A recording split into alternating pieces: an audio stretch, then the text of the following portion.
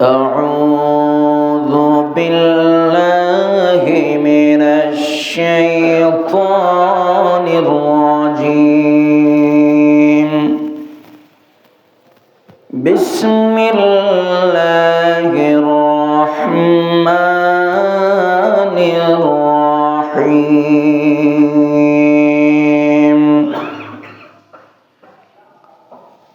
سبحان الذي أسرى بعبده ليلا من المسجد الحرام إلى المسجد الأقصى الذي باركنا حوله لنريه من آياتنا إنه هو السميع البصير. إن الله وملائكته يصلون على النبي يا أيها الذين آمنوا صلوا عليه وسلموا تسليما. صلى الله على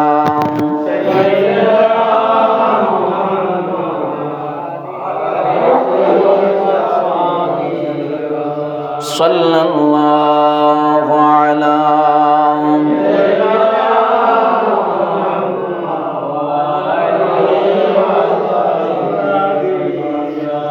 اللهم صل على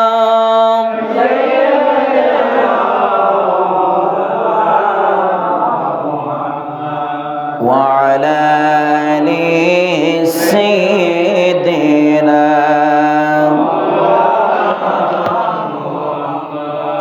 সিজদায় পড়ে কান্দেন নবী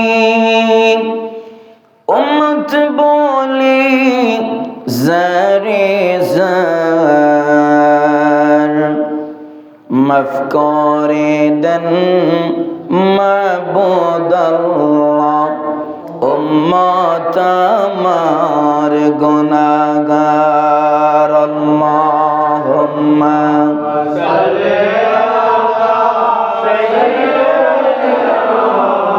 مولانا محمد وعلى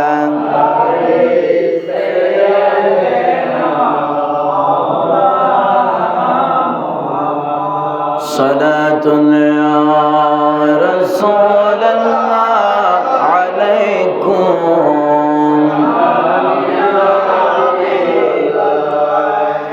محمد मुस्तफा जाने खुदा को खुदा जाने मोहम्मद मुस्तफा को सलातुन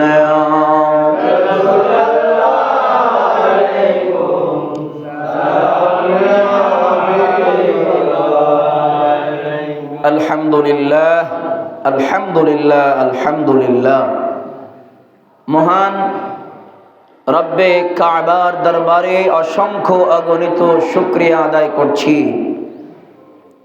যে মহান রব্বে কাবা আমাদেরকে আজকে জুমার দিনে, ফজিলতের দিনে, দোয়া কবুলের দিনে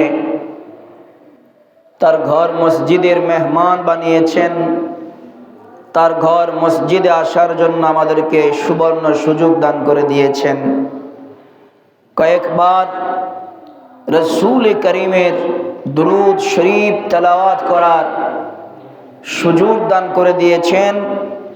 আমরা শুকরিয়া তান রব্বে কাবার দরবারে প্রশংসা আদায় করে বলি আলহামদুলিল্লাহ। আজকে খুতবার আলোচনার মধ্যে যে আয়াতে কারিমা আলোকপাত করা হয়েছে সূরাতু বনী ইসরাইলের প্রথম আয়াত। আল্লাহ পাক রব্বুল আলামিন সূরা বনী ইসরাইলের প্রথম থেকে রাসূল করিম সাল্লাল্লাহু আলাইহি ওয়াসাল্লামের মেরাজের উপর গুরুত্ব আরোপ করেছেন এবং রাসূল করিমের মেরাজ সম্পর্কে আলোচনা করেছেন। যদিও এই ফিতনার যুগে অনেকেই রাসূল পাক সাল্লাল্লাহু আলাইহি ওয়াসাল্লামের মেরাজকে অস্বীকার করেন। রাসূল করিম সাল্লাল্লাহু আলাইহি ওয়াসাল্লামের মেরাজকে তারা স্বীকার করতে চান না।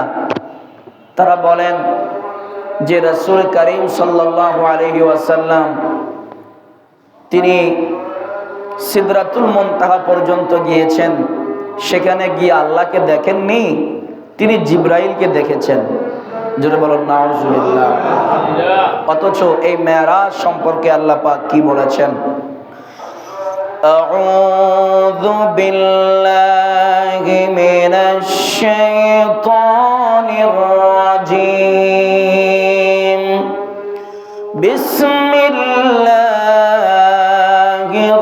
রাহমানির রাহিম।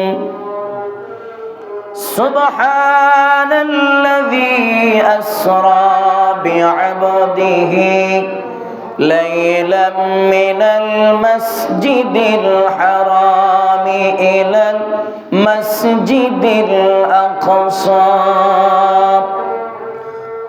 আল্লাহ রাব্বুল আলামিন কোরআনুল কারীমের মধ্যে সূরাতু বনী ইসরাইলের মধ্যে আল্লাহ পাক রব্বুল আলামিন নিজেই ঘোষণা দিয়েছেন, সুবহান, তিনি মহান। আল্লাযী আসরা বি'আবদিহি লাইলাম মিনাল মাসজিদিল হারাম, যিনি তার বন্ধুকে, তার হাবিবকে মেরাজ করিয়েছেন। বি'আবদিহি লাইলাম মিনাল মাসজিদিল হারাম ইলাল মাসজিদিল আকসা, মসজিদে হারাম থেকে আল্লাহ রাব্বুল আলামিন তার প্যারা নবীকে মসজিদে আকসা পর্যন্ত মেরাজ করিয়েছেন। যদি বলা হয় আল্লাহর নবী স্বপ্ন যুগে মেরাজ করেছেন, আল্লাহর নবী সশরীরে মেরাজ করতে পারেননি, তাহলে এই কোরআনুল কারীমের আয়াতকে অস্বীকার করা হয়। আর কোরআনুল কারীমের একটি আয়াত নয়, কোরআনুল কারীমের একটি অক্ষর, একটি জবর জের পেশকে যদি কেউ অস্বীকার করে, আল্লাহ রাব্বুল আলামিন বলে ওই লোকটি সঙ্গে সঙ্গে ঈমান থেকে খারিজ হয়ে যাবে, ওই লোকটি কাফের হয়ে যাবে। আর যারা কাফের হয়ে যায় তাদের জন্য আমি আল্লাহ রাব্বুল আলামিনের ওয়ালিল কাফিরিনা আযাবুন আলীম, আমি আল্লাহর পক্ষ থেকে লাঞ্ছনাদায়ক শাস্তির ব্যবস্থা রেখেছে। জোরে কর নাউজুবিল্লাহ। যারা কাফের তাদের জন্য আল্লাহ রাব্বুল আলামিন লাঞ্ছনাদায়ক শাস্তি রেখেছেন। জোরে বলেন নাউজুবিল্লাহ।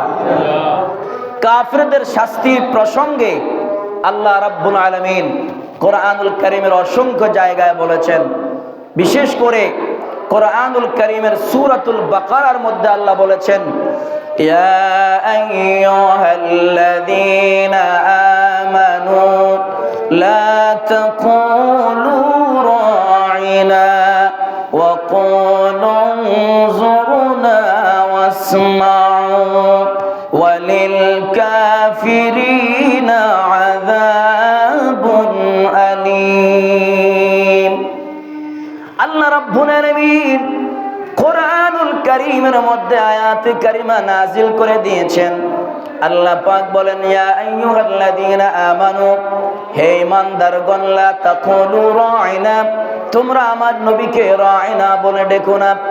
এখানে রাঈনা শব্দের অর্থ হলো আমাদের দিকে তাকান, কিন্তু কাফির ইহুদি নাসারারা আল্লাহর নবীকে অসম্মান করার জন্য তারা রাঈনা শব্দটাকে রাঈনা, আইন ইয়াজের ই, নুন আলিফ জবর না, রাঈনা বলে ডাকতো, যার অর্থ হলো রাখাল। জোরে কন্না নাউজুবিল্লাহ।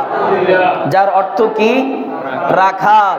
এজন্য আল্লাহ রাব্বুল আলামিন বললেন, হে আমার সাহাবায়ে কেরাম, হে আমার নবীর সাহাবায়ে কেরাম, হে ঈমানদারগণ, লা তাকুলু রাইনা ওয়া কুলু উনজুরনা ওয়াসমাউ, তোমরা আমার নবীকে রাইনা বলে সম্বোধন করো না। আমার আল্লাহ বলছে, যেই শব্দকে বিকৃত করে কাফিররা আমার নবীকে অপমান করছে, আমার নবীকে দোষারোপ করছে, আমার নবীকে খাটো করছে, এই শব্দটাই আমি ব্যান করে দিলাম, এই শব্দটাকে আমি বাদ দিয়ে দিলাম, রহিত করে দিলাম। তোমরা আর লা তাকুলু রাইনা, আমার নবীকে রাইনা বলে ডেকো না, বরং ওয়াকুলু উনজুরনা ওয়াসমাউ, তোমরা বলো যে ইয়া রাসূলুল্লাহ আমাদের দিকে তাকান। জোরে বলেন না সুবহানাল্লাহ, আরো জোরে বলেন না সুবহানাল্লাহ। আল্লাহর নবী যখন দরস দিতেন, হাদিস পড়াতেন, কোরআন শিক্ষা দিতেন সাহাবায়ে কেরামদেরকে, একটা ক্লাসের মধ্যে সব ছাত্রের ব্রেন কিন্তু একরকম হয় না। তো পিছন থেকে কিছু সাহাবায়ে কেরাম বলতেন যে রাইনা, ইয়া রাসূলুল্লাহ আমাদের দিকে তাকান, এই শব্দটাকে কাফিররা বিকৃত করেছে, যার কারণে আল্লাহ রাব্বুল আলামিন বলেছেন ওয়ালিল কাফিরিনা আযাবুন আলীম। এখানেও আল্লাহ ওয়ালিল কাফিরিনা আযাবুন আলীম বলেছেন। আল্লাহ পাক বলছেন যে হে কাফিরগণ, শুনে রাখো, তোমাদের জন্য কঠিন থেকে কঠিনতম শাস্তির ব্যবস্থা রয়েছে। যেরকম নাউজুবিল্লাহ। তাহলে যেই শব্দগুলি আমার রাসূলের শানে কটূক্তি হয়, যেই শব্দগুলির দ্বারা আমার রাসূলের অসম্মান হয়, যেই শব্দগুলো দ্বারা আমার নবীর শানকে ছোট করা হয়, ওই ধরনের শব্দ আমার নবীর শানে বলা যাবে না। বলেন, বলা যাবে না। আমার নবী রাখাল ছিলেন না, আমার নবী ছিলেন রহমাতাল লিল আলামিন, আমার নবী ছিলেন দো জাহানের বাদশাহ নবী। আমার নবীকে আল্লাহ রাব্বুল আলামিন কত মর্যাদা দান করেছেন। আল্লাহ কোরআনুল কারীমে হযরতে মূসা আলাইহিস সালাতু ওয়াস সালামকে ডেকেছেন নাম ধরে। আমার আল্লাহ হযরতে ইব্রাহিম আলাইহিস সালাতু ওয়াস সালামকে কোরআনে ডেকেছেন নাম ধরে। আল্লাহ পাক বলছেন ওয়ানাদাইনাহু আইয়া ইব্রাহিম, ও ইব্রাহিম। আল্লাহ রাব্বুল আলামিন ঈসা নবীকে ডাক দিয়েছেন। আল্লাহ পাক বলছেন ইজ ক্বালাল্লাহু ইয়া ঈসা, আল্লাহ হযরত ঈসা আলাইহিস সালাতু ওয়াস সালামের নাম ধরে ডাক দিয়েছেন। হযরতে ইয়াহইয়া আলাইহিস সালাম, তিনি আল্লাহর একজন মাশহুর পয়গম্বর ছিলেন, তাকে আমার আল্লাহ ডাক দিয়েছেন ইয়া ইয়াহইয়া খুযিল কিতাবা বিকুওয়া, হে ইয়াহইয়া।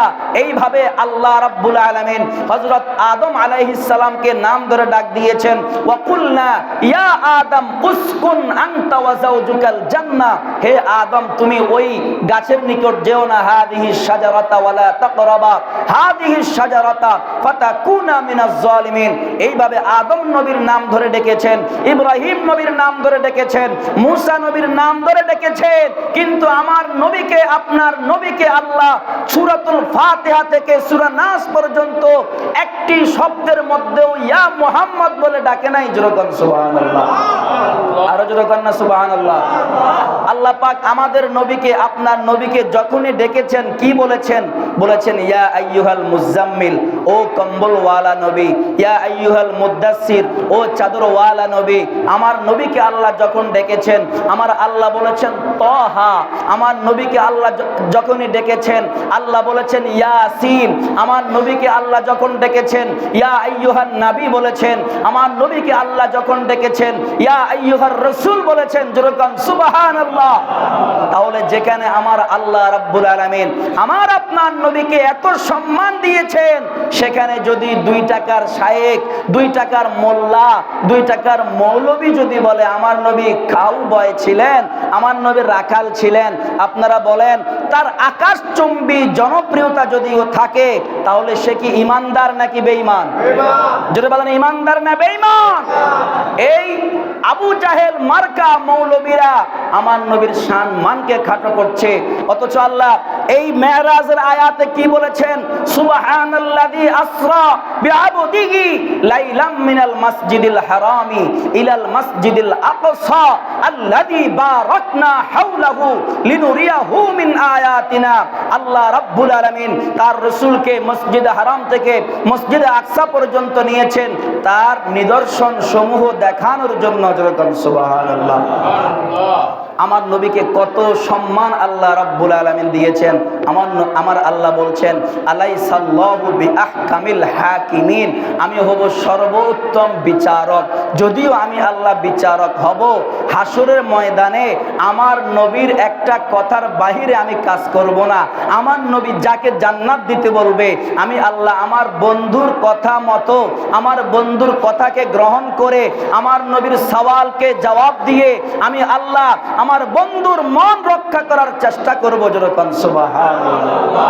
হাসরের ময়দানে যখন মানুষ নাফসি নাফসি করবে, ছুটাছুটি করবে, আমাকে বাঁচাও, আমাকে বাঁচাও, আমাকে বাঁচাও, হযরত আদম আলাইহিস সালাতু ওয়াস সালামের কাছে যখন আমি যাব, তখন হযরত আদম আলাইহিস সালাম বলবেন রব্বি সাল্লিম, রব্বি সাল্লিম, রব্বি সাল্লিম।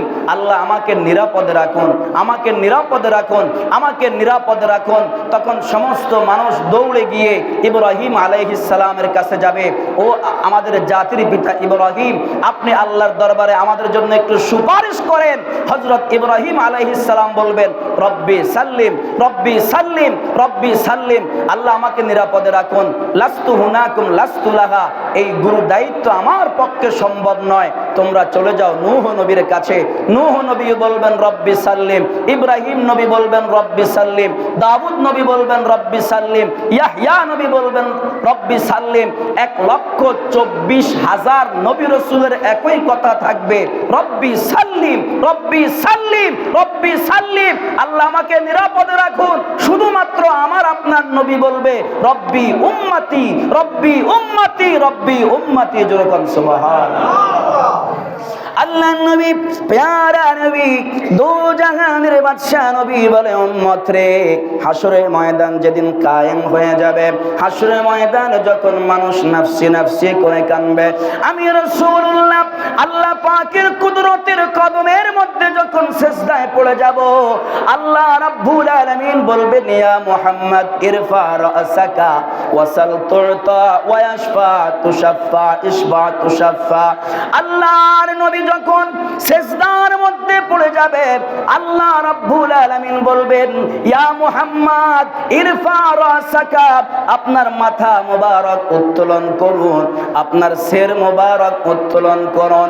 সাল তুতা, ইয়া রাসূলুল্লাহ আপনি আমার কাছে চাইতে থাকেন, তুতা আমি আল্লাহ আপনাকে দান করব। ইয়া রাসূলুল্লাহ ইয়া হাবিবাল্লাহ ইশফা ওয়া ইয়াশফা তুশাফা, বন্ধু গো আপনি যার জন্য সুপারিশ করবেন আমি আপনার সুপারিশকে কবুল করব। আল্লাহর রাসূল বলেন ফায়ারফাউ রাসি, আল্লাহ যখন বলবে ও মুহাম্মদ ইয়া রাসূলুল্লাহ ইয়া হাবিবাল্লাহ শির মুবারক উত্তোলন করুন, ফায়ারফাউ রাসি আমি রাসূল আমার শির মুবারক উত্তোলন করব। ফাআকুলু, আর আমি বলতে থাকব ইয়া রাব্বি ইন্না উম্মতি, ইন্না উম্মতি, আমার উম্মতকে বাঁচাও, আমার উম্মতকে বাঁচাও। যেরকম সুবহানাল্লাহ। এইজন্য আল্লাহর রাসূল বলেন আমি রাসূল যখন মেরাজে গিয়েছি, মেরাজে গিয়ে আমি রাসূল যখন জান্নাত জাহান্নাম সায়ের করলাম, জান্নাত জাহান্নাম সফর করলাম, আমি রাসূল দেখতে পাচ্ছি আমার কতগুলি উম্মতকে জাহান্নামের মধ্যে আগুন দিয়ে, লেলিহান শিখাবিষ্ট আগুন দিয়ে তাদের জিহ্বা টেনে টেনে ফেরেশতারা পেরেক মারতেছে। আল্লাহর রাসূল বললেন ইয়া আখি জিবরাইল, আ জিবরাইল এরা কারা? হযরতে জিবরাইল বলেছেন যে ইয়া রাসূলুল্লাহ ইয়া হাবিবাল্লাহ এরা হচ্ছে দুনিয়ার জমিনে যারা চগলখুরি করত, যারা গীবত করত, যারা মিথ্যা কথা বলতো, তাদের জিহ্বা টেনে টেনে ফেরেশতারা পেরেক মারতেছে।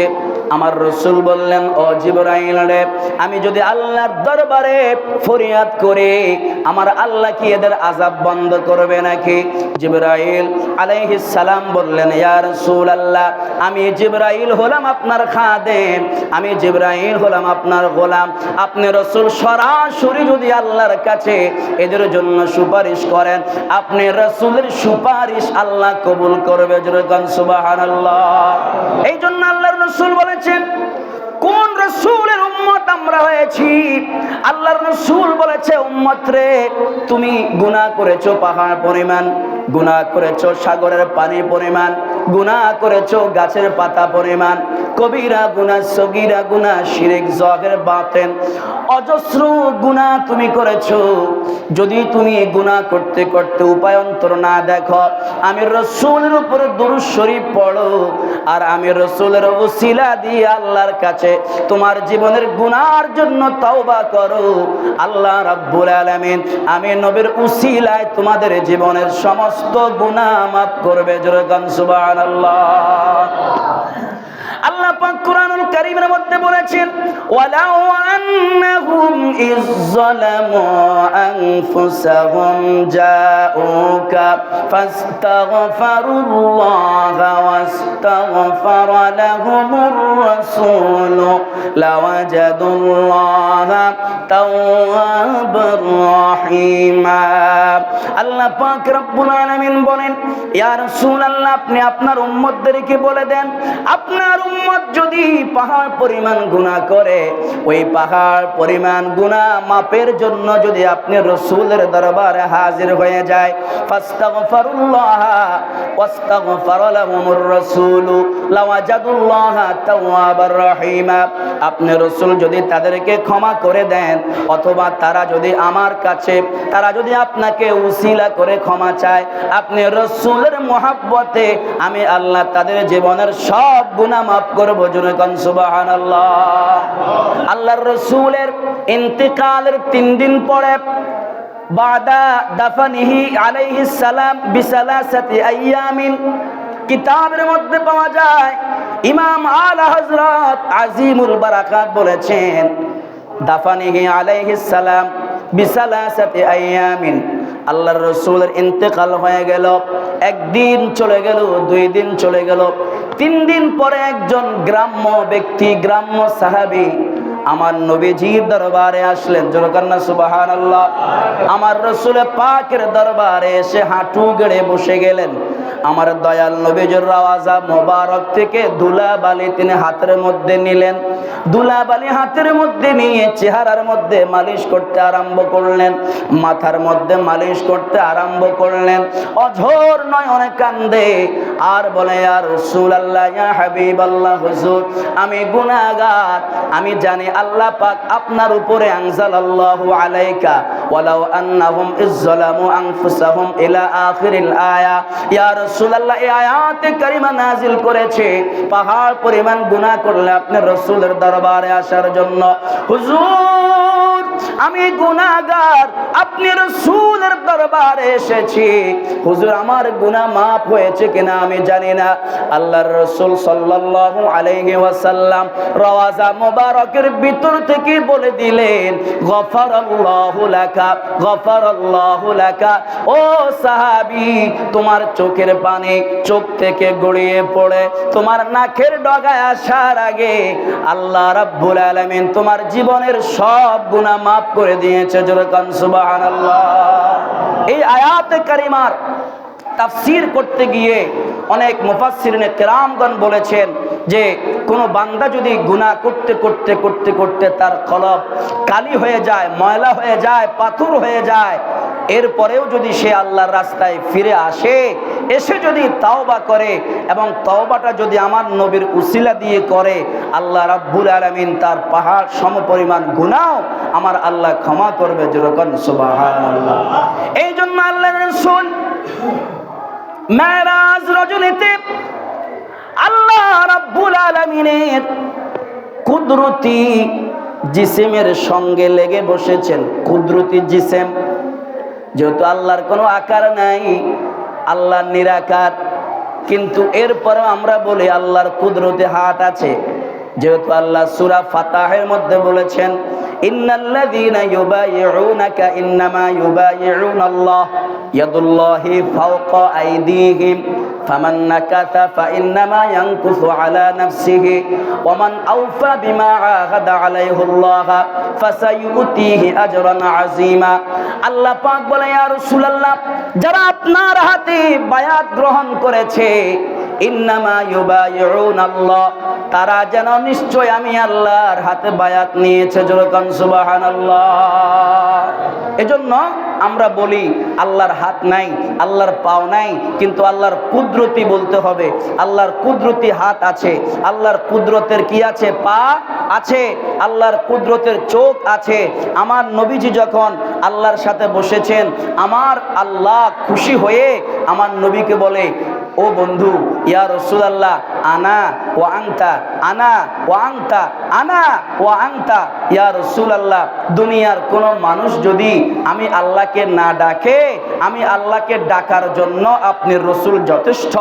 এবং দুনিয়ার কোন মানুষ যদি আপনি রসুলকে না ডাকে, আপনি রসুলকে মোহাব্বত না করে, আপনি রসুলকে ভালোবাসার জন্য, মোহাব্বত করার জন্য আমি আল্লাহ যথেষ্ট। জোরে কোন সুবহানাল্লাহ।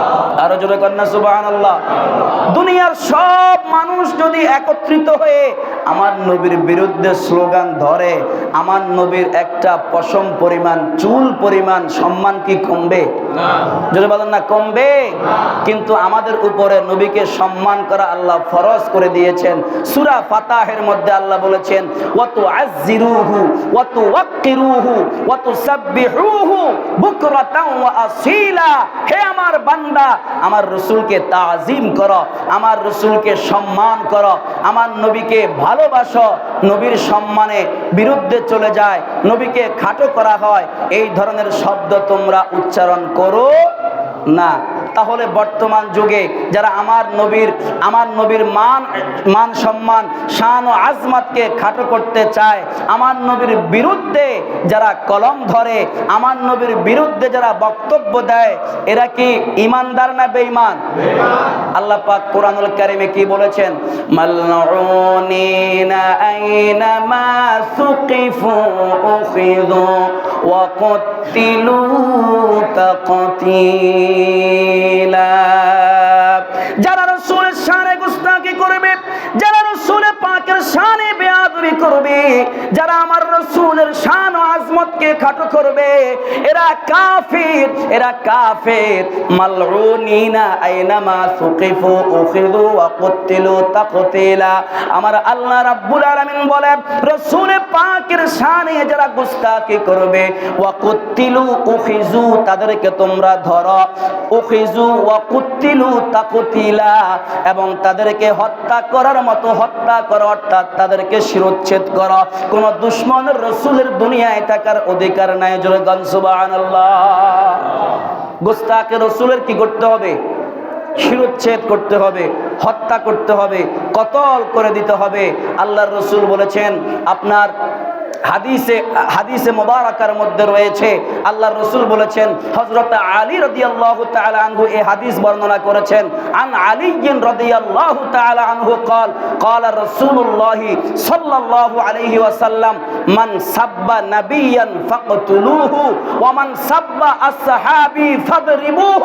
যদি আমার নবীকে অথবা অন্য কোন নবীকে কেউ গালিগালাজ করে, আমার নবীর শান ও আজমতকে খাটো করে, ফাকতুলুহু, তার গর্দান ফেলে দাও। ওমান সাব্বা আসহাবি ফাদরিবুহু, আমার কোন সাহাবীকে যদি গালিগালাজ করে তাদেরকে প্রহার করো। জোরে বলেন সুবহানাল্লাহ। এখন হত্যা করবেটা কে? এটা আল্লাহর রাসূল কাকে বলেছেন? কার উপর দায়িত্ব গোস্তাকে রাসূলকে কতল করা? এই একটা বিষয় নিয়ে এখন মিডিয়ার মধ্যে বিশাল তোলপাড় আরম্ভ হয়েছে। আমাদের চট্টগ্রামের প্রসিদ্ধ দরবার ইমাম হাশমিয়া আল আমিন হাশমিয়া দরবার শরীফের সাজ্জাদানিশিন পীর এবং আল আমিন বারিয়া দরবার শরীফের একজন শাইখুল হাদিস আল্লামা পীর শাহিদুর রহমান হাশমি মাদ্দাজিল্লুহুল আলী, ওনার একটা বক্তব্যকে নিয়ে বাতিলেরা চতুর্দিকে ওনার বিরুদ্ধে ষড়যন্ত্রে লিপ্ত হয়েছে, অপপ্রচার চালাচ্ছে। তিনি 6 রজব ইংরেজি 7 তারিখ আপনার আল আমিন হাশমিয়া দরবারে একটা খাজার একটা উরুস হয়েছে, উরুসে খাজা। ওই উরুসে খাজার মধ্যে তিনি বক্তব্য দিয়েছেন। বক্তব্য দিতে গিয়ে নবীর প্রেমের বক্তব্য দিয়েছেন। নবীর প্রেমের বক্তব্য দিতে গিয়ে তিনি এক পর্যায়ে বলেছেন, বাংলাদেশে সদ্য গোস্তাখ রাসূল, দুশমন রাসূল যে কথাগুলো কোনো নাস্তিকরাও বলেনি, নবীকে রাখাল বলে সম্বোধন করেছিল, ওই মিজানুর রহমান আজহারির গলা কেটে যদি কেউ এনে দিতে পারে আমি তাকে 10 লক্ষ টাকা দিব। এই কথাটা তিনি বলেছেন। বলার পর আমি আল্লামা শাহিদুর রহমান হাশিমি হুজুরের সঙ্গে এটা কথা বলেছি। কথা বলার পরে তিনি বললেন যে দেখো এই হাদিসের অর্থটা কি, এই হাদিসের মূল ভাবার্থ কি, তর্জমা কি, এটা তো আগে বুঝতে হবে। যদি কোনো দেশে কোনো রাষ্ট্রে ইসলামী রাষ্ট্র কায়েম হয়, যদি কোনো রাষ্ট্রে ইসলামী রাষ্ট্র কায়েম হয়, ওই ইসলামী রাষ্ট্রের শাসকের দায়িত্ব হলো দুশমন রাসূলকে কতল করা। আমি আর আপনি দাও নিয়া বটি নিয়া যদি কুবাইয়া মাইরা ফালাই আর যদি বলি আমি আশিক রাসূল তাকে হত্যা করছি, আমি বেহেশতে সেলসালাইয়া আমি বেহেশতে চলে যাব, এটা হচ্ছে ভুল। এটা কি ভুল? তো হুজুর বলছেন যে এটা তো আমি ওই অর্থে বলি নাই, এটা নবীর প্রেমে বলেছি, এই জন্য যাতে আশিক রাসূলরা বুঝতে পারে যে নবীর বিরুদ্ধে বিশুদ্ধার করলে, নবীর বিরুদ্ধে গেলে তার শাস্তি কি, আমি কোরআন হাদিস থেকে এটা বুঝিয়েছি। এখন দেখলাম পেজ দ্য পিপল, তারপরে আপনার টু দ্য ব্রাইট, আমার এই কথাগুলো রেকর্ড হচ্ছে।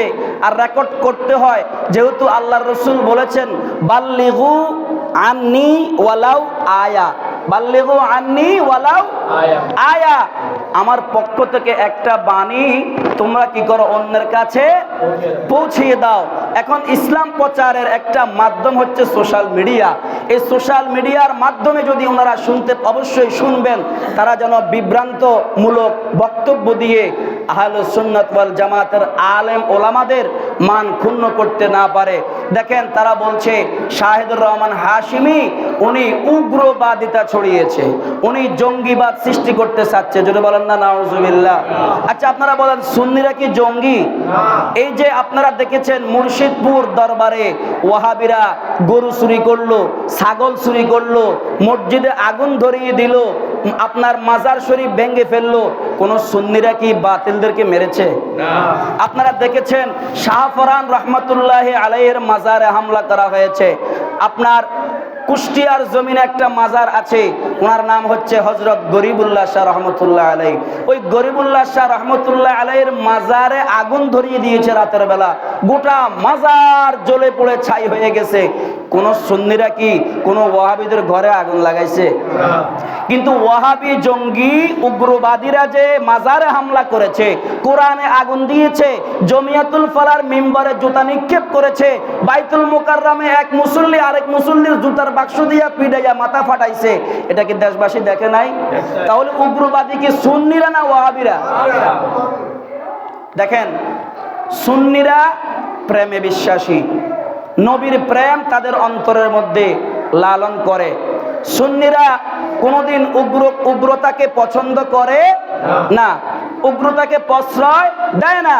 আপনারা জানেন 2014 সালে নুরুল ইসলাম ফারুকি রহমতুল্লাহ আলাইকে গড়ে ঢুকে জবাই করে দিয়েছে, শহীদ করে দিয়েছে। নুরুল ইসলাম ফারুকের পক্ষে সুন্নিরা মানববন্ধন করেছে, বিচার প্রার্থী হয়েছে, কিন্তু কোন রাস্তাঘাটে একটা দোকান ভাঙচুর করছে, একটা কারো ঘরে আগুন দিয়েছে? দেয় নাই। কারণ আহলুস সুন্নাত ওয়াল জামাত এটা এমন একটা আকীদা, আহলুস সুন্নাত ওয়াল জামাত এটা এমন একটা দল, এটা হচ্ছে নবীর সৈনিকের দল, নবীর প্রেমিকের দল, নবীর আশিকের দল। জোরকান্না সুবহানাল্লাহ। এই জন্য সুন্নিরা উগ্রতাকে, জঙ্গিবাদকে পছন্দ করে না। ইসলাম জঙ্গিবাদকে, উগ্রবাদিতাকে পছন্দ করে না। এজন্য আমরা সদা সর্বদা চেষ্টা করব যে আউলিয়া কেরামের পক্ষে থাকার জন্য। যাদের গাইডলাইন দেওয়ার জন্য মুরব্বি থাকে না, এরা কিন্তু লাইনচ্যুত হয়ে ইসলামী আপনার শাসন, ইসলামী আইন, ইসলামী কানুন বাদ দিয়ে তাদের নিজস্ব মনগড়া মতবাদ তৈরি করার জন্য দেশের মধ্যে একটা হাঙ্গামা সৃষ্টি করে, নাম দেয় তাফসিরুল কোরআন মাহফিল। ওমা দেখি তাফসিরুল কোরআনের ভিতরে যত সব রাজনীতির খেলা। আপনার এত কষ্ট করে ডিম বেচা পয়সা দিছে, চাউল বেচা পয়সা দিছে 10 টাকা 20 টাকা 5 টাকা করে 2 মাস 3 মাস লাগিয়ে একটা মাহফিল দিলাম। এখন আমি যদি সেখানে গিয়ে রাজনীতি করি, এটা কি রাজনীতির মাঠ না কোরআনের মাঠ? কোরআনের মাঠ। এরা দলকে পছন্দ করতে গিয়ে নবীকে বাদ দিয়ে ফেলেছে। দেখেন কিভাবে, আমি বলি, এখানে আমরা বাংলাদেশের মধ্যে 2টা পার্টি, জাতীয় পার্টি অর্থাৎ ন্যাশনাল, একেবারে নাম করা নিবন্ধিত। সেটা হচ্ছে, মনে করেন একটা দল হচ্ছে আওয়ামী লীগ, আরেকটা দল হচ্ছে কি বিএনপি। তো কেউ আওয়ামী লীগ করেন আপনারা, কেউ কি করেন বিএনপিকে সাপোর্ট করেন বা বিএনপি করেন। এখন আমি যদি একটা মঞ্চে গিয়ে বলি যে এক সরকার খেয়ে গেছে, আরেক সরকার খাওয়ার জন্য রেডি হয়েছে, আপনি গোসা হবেন না? হবেন কি না? এখন আমি কি করলাম, আপনার মন রক্ষা করার জন্য আমি আপনার পক্ষে একটা লেখা ফেসবুকের মধ্যে যখন দিলাম, আপনি তখন খুশি হয়ে গেছেন যে না, লোকটা আমার পক্ষে কথা বলেছে। আমরা দেখেছি চেয়ারপারসন বেগম খালেদা জিয়া গত পরশু যখন চিকিৎসার জন্য লন্ডনে গিয়েছেন, অনেক দিন পর 7 বছর পর ওনার মাকে পেয়ে তারেক রহমান মাকে দেখে জড়িয়ে ধরে আবেগ আপ্লুত হয়ে কান্না করেছেন। তখন তিনি এটা মিজানুর রহমান আজহারি একটা কি দিল, স্ট্যাটাস দিল যে আবেগ ঘন মুহূর্ত। তখন ওই যে বিএনপিকে একটা কি দিল, আপনারা কেউ, আমি রাজনীতি করি না, আমি এই পর্যন্ত এই 5 বছরে আওয়ামী লীগ বিএনপি নিয়ে কোনো কথা বলি নাই। আমি কি জন্য কি বুঝাচ্ছি একটু বুঝেন। দেখেন, যখন বিএনপি খেপে গেল, তখন বেগম খালেদা জিয়া যখন লন্ডন গেল, তখন তিনি একটা স্ট্যাটাস দিল আবেগ ঘন মুহূর্ত। বিএনপির লোকেরা বুঝলো যে না, উনি কি খালেদা জিয়ার পক্ষে বলেছে। তো আপনি একটা রাজনৈতিক আপনার দলকে খুশি করার জন্য আপনি একটা স্ট্যাটাস দিয়েছেন, কিন্তু আপনি যে নবীকে বলেছেন নবী মূর্খ ছিলেন, নবী লিখতে জানতেন না, নবী পড়তে জানতেন না, বাদশাদের কাছে যখন চিঠি দিত আল্লাহর নবী স্বাক্ষর করতে জানতেন না, সিল দিয়ে চিঠি পাঠাইতেন। এরপরে সব কিছু তো বলছে, বলার পরে বলে আল্লাহ নাকি আবেহালা। যদি বলেন না নাউজুবিল্লাহ। আবেহালা কাকে বলতেছে? তো আপনি একটা অনুশোচনা দেন, একটা তওবা করেন, আপনি এসে ক্ষমা চান আল্লাহর কাছে যে আমি ভুল করেছি, ভুল হয়েছে।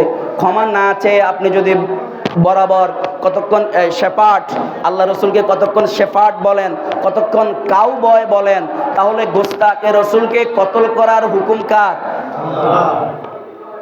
তখন কতল করতে হবে যদি রাষ্ট্রটা কি হয়, ইসলামী রাষ্ট্র হয়। আল্লাহ পাক আমাদেরকে গোস্তাকে রাসূলদের হাত থেকে, হেফাজত থেকে, ঈমানকে মজবুত রেখে আমাদেরকে যেন কবরে যাওয়ার ব্যবস্থা করে দেয়। আমরা সকলে বলি আমিন। ওয়া মা আলাইনা ইল্লাল বালাগুল মুবিন। আসসালামু আলাইকুম।